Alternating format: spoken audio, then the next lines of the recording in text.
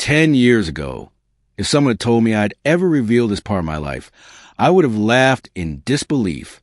I never thought I'd speak these words aloud, let alone carry the weight of them for so long.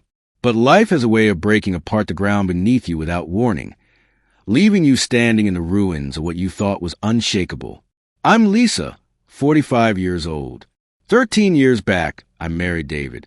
He had already faced loss. His first wife had passed away, leaving him to raise his 9-year-old son, Ethan, alone. By marrying David, I wasn't just becoming a wife. I was stepping into the role of a mother. From scraped knees to fevers in the middle of the night, from school events to whispered wishes over birthday candles, I loved Ethan as if he were my own flesh and blood. For years, I believed we had built something strong and real. But as the years passed and Ethan grew into adulthood, things shifted. He became a bright, engaging young man, someone I could spend hours talking to about history, literature, and the world, subjects David wasn't much interested in. At first, I thought it was nothing more than the natural bond of family. But then came the small changes, compliments that lingered, glances that carried something I didn't want to acknowledge. And then came the night that shattered everything. David was out of town, and Ethan came home unexpectedly. We sat down to talk, just like always, but the conversation twisted into something else.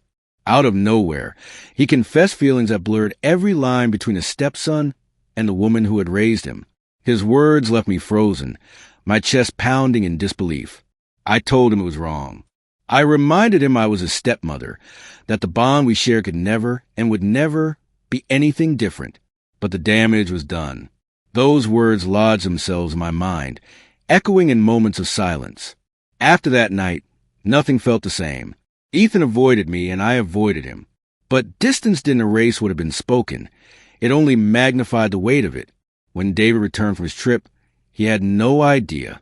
I cooked. I smiled. I asked about his stories as though nothing had changed. On the outside, I kept up the act. Inside, I was drowning in guilt and confusion. Had I failed Ethan somehow?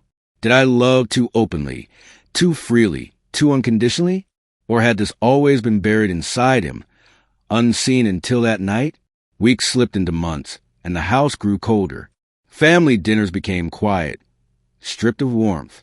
Ethan's absence hung over us louder than his presence ever had.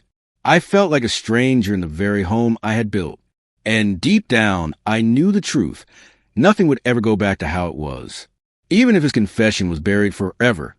Even if the words were never spoken again, the wound cut too deep to heal. That night didn't just alter my family. It altered me as a wife, as a stepmother, as a woman. It forced me to face questions I never wanted to ask. What does loyalty mean when boundaries are crossed? What happens when love is twisted into something it was never meant to become? This isn't the story I wanted to tell, but it's the story that became mine.